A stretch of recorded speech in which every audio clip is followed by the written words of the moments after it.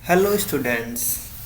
So welcome you all. बहुत सारे students ने ये क्वेरीज डाला था, सर रिवीजन सीरीज़ कब से स्टार्ट कर रहे हैं, कैसे रिवाइज करना है, प्लीज़ हेल्प मी। सो आप लोग को बिल्कुल भी डरने की ज़रूरत नहीं है। मैं आ गया हूँ आपके लिए रिवीजन सीरीज़ 2022-23 सेशन के लिए। Specially this series is design for the CBSE board students. Okay, so अगर आप स्टेट बोर्ड एग्जामिनेशन या CBSE बोर्ड एग्जामिनेशन के लिए प्रिपेयर कर रहे हैं तो यहाँ पर ये आपके लिए बहुत ही अच्छा मौका है। आप इस सीरीज़ के थ्रू अपने आप को अपने बेस्ट के लिए तैयार कर सकते हैं। तो आपके माइंड में अभी तक चल रहा होगा कि सर रिवीजन कैसे करना है, रिवीजन की प्लानिंग क्या होनी चाहिए, किन किन बातों का रिवीजन के टाइम में ध्यान रखना चाहिए। बिकॉज ये आपका लास्ट मौका है, क्योंकि इसके बाद आपको चांस नहीं मिलने वाला है। तो जो कोर्सेज आपने 5 मंथ 6 मंथ में कवर किए हैं, वो आप कैसे लेस देन 50 डेज़ में उन सिलेबस को, उस कोर्सेज को एकदम एक इफ़ेक्टिवली तरीके से, प्रॉपर तरीके से उसको आप कैसे फिनिश करेंगे, उसी के बारे में हम बात करेंगे। और फिर मैं आपको बताऊंगा कि मैं आपकी इसमें कैसे हेल्प करने वाला हूं और आप कैसे CBSE बोर्ड एग्जामिनेशन में फिजिक्स के पेपर में मोर देन 90% मार्क्स स्कोर करने वाले हो। बट मेरे साथ अगर आप लास्ट तक बने रहेंगे तो definitely you will score on your top of the level. Okay, so let's start. So the first part और फर्स्ट लेक्चर जो मैं आपको आज देने वाला हूँ वो है स्पेशली आपके रिवीजन मॉड्यूल पे। मैं आपके लिए रिवीजन मॉड्यूल लेके आया हूँ, जिस तरह से कैसे हम इस पर बात करेंगे। तो अभी तक जो आप लोगों ने स्टडी किया है, बेसिकली वो किस बेसिस पे स्टडी किया है? आपने नॉलेज के मोटिव से स्टडी किया है। आपका जो मोटिव था वो कॉन्सेप्ट को ग्रैस्प करने का था।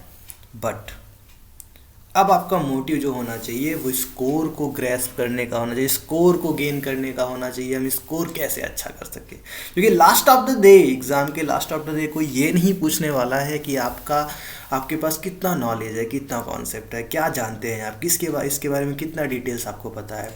आपका जो मार्क्स आने वाला एग्ज़ाम में, वो आपका मार्क्स ही आपके लिए एक स्टेज तैयार करेगा और आपका कॉन्फिडेंस बूस्ट करेगा। और आपका पहला जो स्टेप होता है CBSE में एक बेस्ट स्कोर करने का, वो आपका यहीं से स्टार्ट होता है। सबसे पहले हम डिस्कस करेंगे लेटेस्ट पेपर पैटर्न, क्योंकि अब जो हम रिवीजन करेंगे वो पेपर को ध्यान में रखते हुए कर रहे हैं।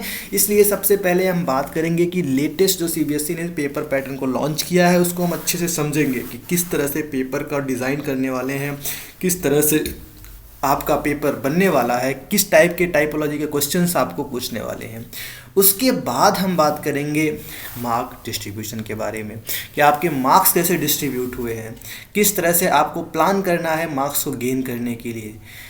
उसके बाद हम बात करेंगे कि किस टाइप के क्वेश्चंस आपके एग्जामिनेशन में पूछे जाते हैं, type of the questions asked in the examination, and at last we will discuss about the chapter weightage, कौन सा चैप्टर कितना इम्पॉर्टेंट आपके लिए होता है एग्ज़ाम के पर्पज़ से। So the first part is the question paper design.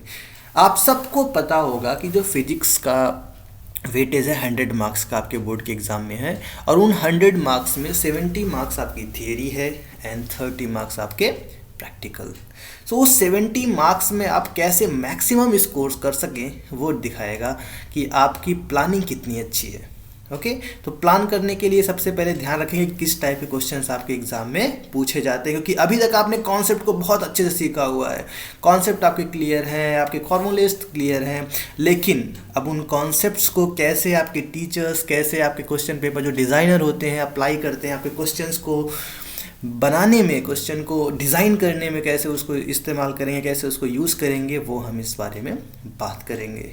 So this is the your typology of the question. 70 number के क्वेश्चन है, 70 मार्क्स से क्वेश्चन है, आपके पास 3 घंटे का टाइम है, और ये 3 घंटे का टाइम आपको डिसाइड कर देगा कि आपका स्कोर क्या होने वाला है, आप कितना परसेंटेज CBSE बोर्ड के एग्ज़ाम में स्कोर करने वाले हैं।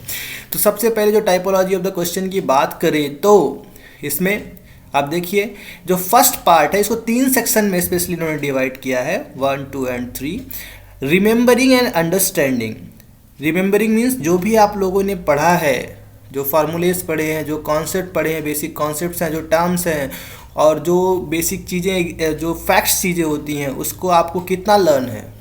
फार्मूलेज आपके हैं, फैक्ट्स हैं, टर्म्स है, कॉन्सेप्ट्स हैं, आपको कितना लर्न है, डायरेक्ट आंसर करना होता है। इसमें आपको कुछ फंसाने की ज़रूरत नहीं है, वो घुमाने वाले नहीं है इस पार्ट में। जस्ट सिंपल सा आपको जो आपने पढ़ा है वो आपसे पूछ लेना है उनको, ठीक है। अंडरस्टैंडिंग पोर्शन में क्या करना है कि आपने जो कॉन्सेप्ट्स को पढ़ा है अभी तक, demonstrate understanding of the facts and ideas by organising, comparing, translating, interpreting, giving descriptions and stating main ideas. जो भी आपने पढ़ा है उसको आपने कितना समझा है, मीन्स यहाँ पर आपके अंडरस्टैंडिंग लेवल को चेक किया जाएगा। आपसे पूछा जाएगा कि जो आपने, for the example Coulomb's law आपने पढ़ा है, तो कूलॉम्स लॉ को आपने कितना समझा है, ठीक है। अब ये डायरेक्ट नहीं पूछेंगे कि कूलॉम्स लॉ क्या होता है, वो पूछेंगे कि कूलॉम्स लॉ कि यहाँ पर कूलॉम्स लॉ किस तरह से काम कर रहा है। मीन्स आप समझ सकते हैं कि रिपल्सन अट्रैक्शन में कूलॉम्स लॉ किस तरह से काम कर रहा है, यहाँ पे थीरीज क्या है। रिमेंबरिंग पोर्शन में पूछेंगे कि कूलॉम्स लॉ एग्जैक्टली क्या होता है, बताइए आप, ठीक है। तो ये जो दोनों रिमेंबरिंग एंड अंडरस्टैंडिंग पोर्शन है, ये आपका टोटल 27 मार्क्स कैरी आउट करता है। ध्यान रखिएगा कि आपका अगर लर्निंग स्किल्स आपकी अच्छी हैं तो आपका 27 मार्क्स बहुत ही आसानी से आ सकते हैं। 27 मार्क्स यहाँ से आपके बनने वाले हैं आपकी लर्निंग स्किल्स पे। तो ये ध्यान रखिए इस पर कि 27 आपका लर्निंग पे आने वाला है। मीन्स जो ओवरऑल मार्क्स है 100 मार्क्स का 38% आपकी लर्निंग स्किल्स पे डिपेंड करता है। तो रटना शुरू कर दीजिए, क्योंकि लर्निंग ही है आपकी कैपेसिटी है जो आपके मार्क्स बढ़ाने वाली है। मैं ये नहीं कहता कि रटना गलत, रटना ज़रूरी है, और जितना अच्छा आप लर्न करेंगे उतना बढ़िया प्रिपेयर होंगे। उसके बाद आता है applying portion. Applying mean physics का नेचर क्या है। एक्चुअल में फिजिक्स आपने पढ़ा है तो उसको अप्लाई करने आना चाहिए। बहुत सारे स्टूडेंट्स को ये डाउट रहता है कि सर मैंने कॉन्सेप्ट्स को भी अच्छे से ग्रास्प कर लिया, मैंने चीज़ों को अच्छे से समझ लिया है, मैं बहुत मेहनत किया हूँ, मुझे चीज़ें फार्मूले भी लर्न है, बट जब क्वेश्चंस आते हैं तो क्वेश्चन पेपर को मैं सॉल्व नहीं कर पाता हूँ। एक्चुअली बेटा आपने फिजिक्स को तभी समझा है, एक्चुअल मैं बताऊं कि फिजिक्स आपने तभी समझा है जब जो कॉन्सेप्ट्स आपने सीखा है उसको अप्लाई करना आपको आ गया। अगर उस कॉन्सेप्ट्स को आप अप्लाई कर ले जा रहे हैं then you understand the physics. तभी हम मानते हैं कि आपको कॉन्सेप्ट समझ में आया है। कहानी से नहीं होता है फिजिक्स बेटा। जो भी आपने सीखा है, just for a case Gauss theorem आपने सीखा, गॉस थ्योरम को आप प्रैक्टिकल रियल लाइफ जो आपकी जो प्रॉब्लम्स आ रही हैं उसमें अप्लाई कर ले गए अगर आप, तब आपने गॉस थ्योरम सीखा है। गॉस थ्योरम का स्टेटमेंट जानने से आपने गॉस थ्योरम नहीं सीखा है। तो अप्लाइंग पोर्शन तो आपका स्ट्रांग होना चाहिए। अगर आप फिजिक्स के अच्छे स्टूडेंट्स बनना चाहते हैं तो आपको अप्लाई करने आना चाहिए। तो आपके जो एप्लीकेशन अप्लाइंग पोर्शन है उसमें आपके 22 मार्क्स आपके वेटेज हैं। 22 मार्क्स मीन्स 32% जो वेटेज है ओवरऑल 100 मार्क्स का, वो आपका अप्लाइंग पोर्शन पे आने वाला है। एनालाइजिंग मीन्स जो भी इन्फॉर्मेशन दिया जा रहा है, आपके जो भी अंडरस्टैंडिंग है, जो भी रिमेंबरिंग है, जो भी अप्लाइंग करने का कॉन्सेप्ट है, इन तीनों को अप्लाई करके आप किसी भी प्रॉब्लम को, किसी भी मोटिव्स को, कॉज को कैसे एनालाइज करते हैं उस पर डिपेंड करेगा। इवेलुएट कैसे करते हैं मीन्स आंसर का जजमेंट कैसे निकालते हैं, एक आइडिया कैसे जनरेट कर सकते हैं, ये सब चीज़ें आपका इवेलुएशन पोर्शन पे है। और नेक्स्ट इन सारे इन्फॉर्मेशन को यूज़ करते हुए आप किस तरह से डिफरेंट प्रॉब्लम्स को क्रिएट कर सकते हैं, एक अच्छे पैटर्न्स को डिज़ाइन कर सकते हैं, न्यू सॉल्यूशंस को देख सकते हैं। इन सब एस्पेक्ट्स में आपके 21 मार्क्स पूछे जाएंगे। बेसिकली इस 21 मार्क्स में जो आपके लास्ट के क्वेश्चंस आने वाले हैं केस बेस्ड स्टडी वो आते हैं, और इसका जो ओवरऑल परसेंटेज है 30% ओवरऑल है। और अगर अदर 30 जो एग्ज़ाम मार्क्स है आपके 70 के अलावा वो प्रैक्टिकल्स के हैं। तो टोटल ग्रॉस टोटल जो आपका होता है वो 100 मार्क्स का होता है। ओके, तो अब यहाँ पर एक चीज़ नोट में आप देखिए कि the above template is only a samples.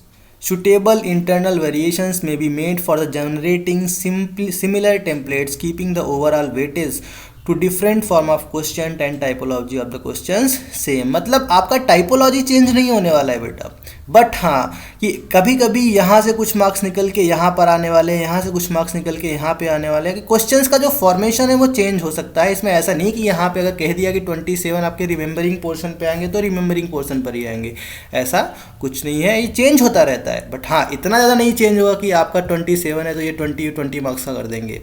Got it. तो टाइपोलॉजी को वेरिएशंस, टाइपोलॉजी में चेंजेस नहीं आएंगे, बट हाँ क्वेश्चंस के मार्क डिस्ट्रीब्यूशन में कभी 1-2 नंबर का आगे पीछे हो जाता है, ज़्यादा डिफरेंसेस नहीं आते।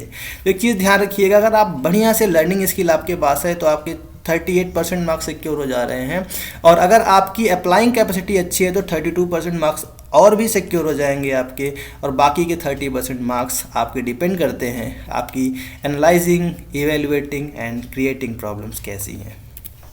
उसके बाद आते हैं आपके प्रैक्टिकल एग्जामिनेशन स्कीम पे, जो कि 30 मार्क्स का ओवरऑल है। ये तो डिपेंड करता है आपकी प्रैक्टिकल स्किल्स कैसी हैं। ओके, ये तो बहुत इजी होता है प्रैक्टिकल में मार्क्स गेन करना, बिकॉज इसमें बहुत ज़्यादा आपको पढ़ना नहीं है, आपकी स्किल्स कितनी अच्छी हैं लैब में बस वो डिफाइन करता है। कि आपको 14 प्रैक्टिकल्स दिए गए हैं, उसमें से 2 मीन्स ओवरऑल आपके 8 प्रैक्टिकल्स स्कूल में कराए जाते हैं। अब उन 8 प्रैक्टिकल में से, जिसमें 2 सेक्शंस हैं, सेक्शन ए सेक्शन बी, 4-4 के सेक्शंस बनाए गए हैं, उसमें से आपको 4 में से 1 करना है, दूसरे 4 में से 1 करना है, और जो 6 एक्टिविटीज़ आपको करनी है, 6 एक्टिविटीज़, उसमें से 3 of each section A and section B, मतलब सेक्शन इसमें भी 2 सेक्शंस आपके डिज़ाइन है, 3 आपके फर्स्ट सेक्शन में, 3 आपके सेकंड सेक्शन, उसमें से 1-1 आपको करने होते हैं। ठीक है, तो आपको बेसिकली क्या करना है कि जो आपके 30 मार्क्स का प्रैक्टिकल है, 30 मार्क्स जो आपका प्रैक्टिकल है, इसमें 10 मार्क्स आपका रिटन पे डिपेंड करेगा, 5 मार्क्स आपका डिपेंड करेगा कि आप ऑपरेटर्स को कैसे जानते हैं, ऑपरेटर्स को पहचानते हैं कि नहीं पहचानते हैं। 5 मार्क्स आपका बनेगा जो आपने फाइल बनाया हुआ है प्रैक्टिकल के लिए, आपने फाइल जो प्रिपेयर किया हुआ है उस पर, आपकी फाइल कितनी नीट एंड क्लीन है, आपने फाइल बनाया है कि नहीं बनाया, उस पर डिपेंड करेगा आपका 5 मार्क्स। और वाइवा जो कि आपके क्वेश्चन एंड आंसर सेशन होते हैं उस पर 10 मार्क्स डिपेंड करता है। Okay, so this is overall 30 marks carry करता है ये आपका। अब आपको एग्ज़ाम में क्या मिलेगा, एग्ज़ाम देने जब आप जाएंगे तो आपको 2 प्रैक्टिकल करने के लिए दिए जाएंगे। जो भी प्रैक्टिकल्स जो आपको दिए जाएंगे वो 7 मार्क्स के होंगे। 7 मार्क्स का एक प्रैक्टिकल होगा और 7 मार्क्स का दूसरा प्रैक्टिकल होगा। उसके बाद आपका जो प्रैक्टिकल किया है, प्रैक्टिकल रिकॉर्ड्स बुक जो आपने बनाया हुआ है, मीन्स जो आपका फाइल बना हुआ है जिसमें आप एक्सपेरिमेंट और एक्टिविटीज़ लिखे हैं, एक्चुअल इन ओवरऑल आपको 8 एक्सपेरिमेंट और कितने एक्टिविटीज लिखनी है, 6 एक्टिविटीज़ लिखनी है कम से कम, तो 8 और 6 का आपको रिकॉर्ड बना के रखना है, और ये ओवरऑल 5 मार्क्स का रहेगा। 1 एक्टिविटी फ्रॉम ईच सेक्शन, ये 3 मार्क्स का, मीन्स आपको 2 प्रैक्टिकल और 1 एक्टिविटीज़ एग्ज़ाम में करने को दिया जाता है। 2 प्रैक्टिकल करेंगे 14 मार्क्स का आपको मिल जाएगा, और 1 एक्टिविटीज़ आप करेंगे तो 3 मार्क्स का, मीन्स 17 मार्क्स आपके हो गए। जो आपने प्रोजेक्ट डिज़ाइन किया हुआ है उसके 3 मार्क्स के, 20 मार्क्स के हो गए, और जो वो वाइवा पूछेंगे आपके एक्टिविटीज़, प्रोजेक्ट और एक्सपेरिमेंट जो आपने किया उसके बेसिस पर, वो आपके 5 मार्क्स हो गए। ओके, तो ओवरऑल ये आपके 30 मार्क्स कवर करते हैं। तो इस पर हम ज़्यादा बॉदरेशन नहीं करेंगे, हम फोकस करेंगे वो 70 मार्क्स पे कि वहाँ से आप कैसे स्कोर गेन करें। ये तो आपके स्कूल्स में आपने अच्छे से परफॉर्म किया होगा। अब आते हैं कि जो पेपर होता है आपका, उसमें इंस्ट्रक्शंस क्या क्या दिए होते हैं, क्योंकि हमको कोई भी प्रिपरेशन करने से पहले हम पेपर को अच्छे समझते हैं, और पेपर में क्या इंस्ट्रक्शन दिए हैं ये बहुत ज़रूरी है बेटा। तो इंस्ट्रक्शन क्या होंगे, देखो जो आपका लेटेस्ट मॉडल लॉन्च हुआ है 22-23 सेशंस के लिए, उसमें जो मैक्सिमम मार्क्स है वो 70 मार्क्स है, और टोटल जो टाइम अलॉट किया गया है आपको वो 3 आवर्स का टाइम अलॉट किया गया है। तो जो इंस्ट्रक्शन आपको दिया गया है उसमें आपके there are 35 questions in all, total 35 questions है, और सारे क्वेश्चंस करने कंपलसरी हैं। कोई भी इस तरह से ऐसा नहीं कि 35 है तो आपको 31 क्वेश्चन करना है, ऐसा कुछ भी नहीं है इसमें। आप अब यहाँ पे डरिएगा नहीं कि सर मुझे क्वेश्चन में कोई ऑप्शन नहीं मिलेगा एक्स्ट्रा क्वेश्चंस को छोड़ने का। हाँ, सेक्शंस में ऑप्शन नहीं मिलेगा, बट इंटरनल चॉइस अवेलेबल रहती है। अब इंटरनल चॉइस कैसे अवेलेबल रहती है हम आगे देखेंगे। इसमें देखिए कि दिस क्वेश्चन पेपर है 5 सेक्शंस, आपके 5 सेक्शन है, section A, section B, C and D along with section E, और सारे सेक्शंस कंपलसरी हैं। सेक्शन ए जो है इसमें टोटल 18 MCQ आएंगे। कितने आएंगे? 18 MCQ आपके पूछे जाने वाले हैं सेक्शन ए में। तो सेक्शन ए में बच्चों आपके टोटल 18 एक्टिविटी आएंगी। उसके बाद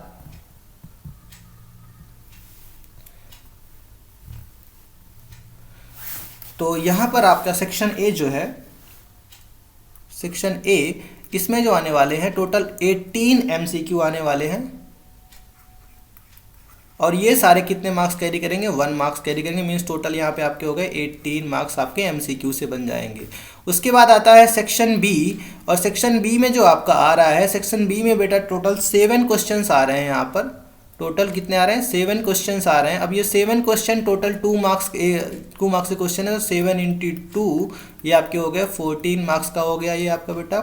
सेक्शन सी जो है आपका बच्चों, सेक्शन सी जो आपका है ये आ रहा है आपका, इसमें 5 क्वेश्चंस। अब ये 5 क्वेश्चंस जो है मीन्स आपके कितने हो गए, और ये जितने भी क्वेश्चंस रहेंगे सब आपके 3 मार्क्स के रहेंगे, मीन्स ये 15 मार्क्स के हो गए आपके। और सेक्शन डी जो है 3 लॉन्ग क्वेश्चंस रखा हुआ है, और तीनों लॉन्ग क्वेश्चन जो सेक्शन डी का है वो इसमें 3 लॉन्ग क्वेश्चंस हैं। अब 3 लॉन्ग क्वेश्चन ये 5 मार्क्स के होने वाले हैं आपके, मीन्स 15 मार्क्स का आपका ये भी आने वाला है। तो सेक्शन डी 5 मार्क्स के हो गए, और सेक्शन सी आपके 3 मार्क्स के हो गए, सेक्शन बी आपके 2 मार्क्स के हो गए, सेक्शन ए आपका 1 मार्क का हो गया। तो ओवरऑल आपके जो क्वेश्चंस आने वाले, कितने क्वेश्चंस आने वाले, 35। और सेक्शन ई जो है आपका एक्चुअल में वो केस स्टडी है। आप देखिए कि सेक्शन ई जो आपका है, ये सेक्शन ई जो आपका यहाँ पर लिखा हुआ है, इसमें 2 केस स्टडी क्वेश्चंस आएंगे, और ये दोनों केस स्टडी क्वेश्चंस आपके कितने रहेंगे, 4 मार्क्स के रहेंगे। चौथा पॉइंट जो आपका यहाँ पे बोला गया है बच्चों, ये चौथा पॉइंट जो आपका यहाँ पर बोला गया है, इसमें बोला गया कि कोई भी ओवरऑल चॉइस आपको नहीं दी जाने वाली है, मीन्स आपको एक्स्ट्रा क्वेश्चंस नहीं दिए जाने वाले हैं, लेकिन हाँ इंटरनल चॉइस अवेलेबल रहेगी। किसमें किसमें, बी सेक्शन ए में तो कोई इंटरनल चॉइस नहीं है, तो याद रखिएगा एमसीक्यू आया तो आया, नहीं तो गया। लेकिन बी में आपके पास ऑप्शंस मिलेंगे, बी सी डी और ई में आपको इंटरनल चॉइस प्रोवाइड किए जाएंगे। तो अल्टीमेटली आपको क्वेश्चंस मिलेंगे एक्स्ट्रा छोड़ने के लिए, बट ध्यान रखिएगा छोड़ने के लिए नहीं तैयार करना है, करने के लिए तैयार करना है। बट हाँ आपको इंटरनल चॉइसेस इन चारों सेक्शंस में देखने को मिलेंगी। ओके, अब लास्ट सबसे इंपॉर्टेंट, कैलकुलेटर्स अलाउड नहीं है। मतलब क्या समझे आप लोग, कैलकुलेटर्स आप नहीं यूज़ कर सकते हैं, कैलकुलेटर्स नहीं यूज़ कर सकते हैं। मतलब क्या बेटा, यहाँ पर अगर आप कैलकुलेटर्स यूज़ करेंगे तो आप रेस्ट्रिकेट हो जाएंगे। अच्छा, कैलकुलेटर नहीं यूज़ कर सकते मतलब कैलकुलेशन भी आपका स्ट्रॉन्ग होना चाहिए। अगर आपका कैलकुलेशन स्ट्रॉन्ग नहीं है तो आप फंस सकते हैं, आप क्वेश्चंस को टाइम पे अटेम्प्ट नहीं कर पाएंगे। तो कैलकुलेशन पे भी हमको स्पेशल फोकस करना है। और ये रहे हमारे टोटल पेपर का आइडिया। सो आई होप आपको चीज़ें अच्छे से क्लियर हो गई होंगी पेपर को लेके। उसके बाद आता है बेटा आपका चैप्टर वेटेज। तो ओवरऑल आपके जो चैप्टर्स हैं, ये आपका जो सिलेबस है, एक्चुअली आपको तो सिलेबस के बारे में अच्छे से पता ही चल गया होगा। टोटल 9 यूनिट्स बनाए गए हैं इसमें। अब इन टोटल 9 यूनिट्स में फर्स्ट यूनिट जो है आपकी इलेक्ट्रोस्टैट्स है। इलेक्ट्रोस्टैटिक्स में आपके 2 चैप्टर्स रखे गए हैं, electric charges and field and electric potential and capacitance. इसमें टोटल आपका जो है 26 पीरियड्स लगता है टीच करने में, बट हमको यहाँ से बॉदरेशन करनी नहीं, हमको स्पेशली फोकस करना है मार्क डिस्ट्रीब्यूशन पर। तो unit first and unit second, electrostat और करंट इलेक्ट्रिसिटी, ये तीनों चैप्टर्स बहुत इंपॉर्टेंट रोल प्ले करते हैं आपके एग्जाम के स्कोर को लेके। और यहाँ से जो आपके मार्क्स आने वाले हैं 16 मार्क का क्वेश्चन आने वाला है। ओके, उसके बाद आपका आता है थर्ड पार्ट, जो कि छोटा सा पोर्शन है, बहुत लंबा नहीं है, magnetic effect of current and magnetism, but हाँ वेटेज अच्छा है इसका भी। तो थर्ड और फोर्थ, इलेक्ट्रोमैग्नेटिक इंडक्शन और अल्टरनेटिंग करंट, ये दोनों यूनिट्स आपके जो हैं, ये इसमें आपके 4 चैप्टर आते हैं। चैप्टर नंबर 4, 5, 6 एंड 7, ये आपके टोटल 17 मार्क्स कैरी करते हैं। ओके, उसके बाद फिफ्थ यूनिट जो है इलेक्ट्रोमैग्नेटिक वेव्स, इसमें आपका चैप्टर नंबर 8 है। 6 यूनिट है optics, chapter number 9 and chapter number 10 रे और वेव ऑप्टिक्स का अलग अलग है। तो रे ऑप्टिक्स, वेव ऑप्टिक्स और इलेक्ट्रोमैग्नेटिक वेव, इन तीनों को मिला के टोटल 18 नंबर पूछने वाले हैं। मींस जो ओवरऑल वेटेज है ये आपका डिफाइन कर रहा है कि first, second, third, fourth and fifth, 6, ये 6 यूनिट जो है एक्चुअल में आपके मैक्सिमम मार्क्स कैरी कर रहे हैं। तो ध्यान रखिएगा, ऑप्टिक्स आपके लिए बहुत, सेकेंड पेपर में सबसे बड़ा रोल प्ले करने वाला है ऑप्टिक्स, फर्स्ट पेपर में सबसे बड़ा रोल प्ले करने वाला है electrostatics and current electricity along with the electromagnetic induction and alternating current, got it. उसके बाद जो नेक्स्ट पार्ट मॉडर्न फिजिक्स का जो पार्ट है जिसको हम मॉडर्न फिजिक्स बोलते हैं, स्पेशली इसमें आपका टोटल 12 + 7 19 मार्क्स आने वाले हैं। तो ये भी एक अच्छा वेटेज कवर करता है और ये कंपेरेटिवली काफ़ी इजी होता है, इसका सिलेबस काफ़ी कम है आपको पढ़ने के लिए। तो इनके कंपेयर में ये जो आपके चैप्टर 11 12 13 14 है इजी होता है और बहुत अच्छा होता है स्कोर करना यहाँ पर। तो यहाँ से आपके 19 मार्क्स 12 एंड 7 मार्क्स के आने वाले हैं। तो हम स्टार्ट करेंगे बच्चों कहाँ से, इलेक्ट्रोस्टैट से स्टार्ट करेंगे और उसके थ्रू हम आगे बढ़ते जाएंगे एंड ट्राई करेंगे कि जो आपका सिलेबस है वो हम लेस देन 50 डेज में कवर कर लें। ठीक है, तो 50 डेज में हम ट्राई करेंगे कि आपका सिलेबस कवर हो जाए और सिलेबस जब कवर हो जाएगा तो आप देखेंगे कि आप एक ऐसे लेवल पे पहुंच जाएंगे जहां से आप बहुत ही अच्छा स्कोर कर सकते हैं। अब हम आपको बताते हैं कि हम सिलेबस कवर कैसे करने वाले हैं। अब सिलेबस जो कवर करेंगे उसमें हम पूरा नहीं करने वाले हैं, अब ध्यान रखिएगा यहाँ पे हम कैसे करने वाले हैं। हम जितने भी चैप्टर्स स्टार्ट होंगे सबसे पहले उसके एनालिसिस करेंगे किस टॉपिक से ज़्यादा क्वेश्चंस आ रहे हैं, किस टॉपिक का इंपॉर्टेंस ज़्यादा है, उस टॉपिक के बिहाफ पे हम डायरेक्ट डिस्कस करेंगे। क्वेश्चंस के मॉडल कैसे हैं और हम क्वेश्चंस के थ्रू डिवीजन करेंगे। याद रखिएगा हम कॉन्सेप्ट्स के थ्रू क्वेश्चन नहीं करने वाले, क्योंकि अब आपका फोकस होना चाहिए कि आप क्वेश्चंस कर पाएंगे कि नहीं कर पाएंगे। तो हम क्वेश्चंस के थ्रू क्या करेंगे, रिवीजन करेंगे और इस रिवीजन के थ्रू मीन्स अपना कॉन्सेप्ट्स भी यहाँ पर पॉलिश करते रहेंगे। तो अब हम जो चलने वाले हैं क्वेश्चंस के थ्रू चलने वाले हैं, ना कि कॉन्सेप्ट्स के थ्रू चलने वाले हैं, जिससे आपका सिलेबस थोड़ा फास्ट रन करेगा और हम जल्दी से चीज़ों को कवर कर पाएंगे। ओके, जितने भी चैप्टर्स हैं एवरी चैप्टर्स में है मैं आपको ट्राई करूंगा कि एटलीस्ट 50 to 60 क्वेश्चंस कराए जाएं। जितने भी चैप्टर्स हैं हम ट्राई करेंगे कि 50 to 60 क्वेश्चंस आप कर लें, जिससे कि क्या हो कि आपको जितने भी टाइप के क्वेश्चंस मीन्स ऑलमोस्ट पिछले पास्ट 10 ईयर्स में जितने क्वेश्चंस उस पर्टिकुलर चैप्टर से आए उसको हम पूरा कवर करने की कोशिश करेंगे। ओके, और इतना करने के बाद I am sure in last जब हम आपके मॉक टेस्ट लेंगे जिसमें आपके क्वेश्चन पेपर आपको दिए जाएंगे उसमें आप बेहतरीन स्कोर कर सकते हैं। मीन्स देख सकते हैं आपकी 50 to 60 क्वेश्चंस पर चैप्टर। मीन्स ओवरऑल आप देखिए अगर 50 to 60 क्वेश्चंस पर चैप्टर मतलब क्या समझ रहे हैं आप, 50 to 60 क्वेश्चन पर चैप्टर मतलब आपके टोटल कितने चैप्टर हैं, टोटल हैं आपके 14 चैप्टर्स। और कितने क्वेश्चंस, मान लीजिए हम मिनिमम 50 क्वेश्चंस कराते हैं पर चैप्टर, 14 5 70, तो आपके टोटल 700 क्वेश्चंस यहाँ पर कलेक्शन होने वाला है। 700 क्वेश्चंस का कलेक्शन बहुत होता है बेटा, 700 क्वेश्चंस का कलेक्शन पास्ट ईयर का हम एक साथ जब करेंगे इसके बाद आप कंफर्टेबल पोजीशन में आएंगे। और ये मैं गारंटी के साथ कह सकता हूँ कि अगर आपने ये 700 क्वेश्चंस पर कमांड कर लिया है तो आपको कोई भी 90% स्कोर करने से नहीं रोक सकता है, कोई भी आपको 90% स्कोर करने से नहीं रोक सकता है। तो this is our revision module. आपका जो फर्स्ट लेक्चर आपको मिलेगा वो कल से स्टार्ट हो जाएगा। तो मीन फ्रॉम द 5 दिसंबर से हम स्टार्ट करने वाले हैं आपका, फ्रॉम द 5 दिसंबर तो हम 5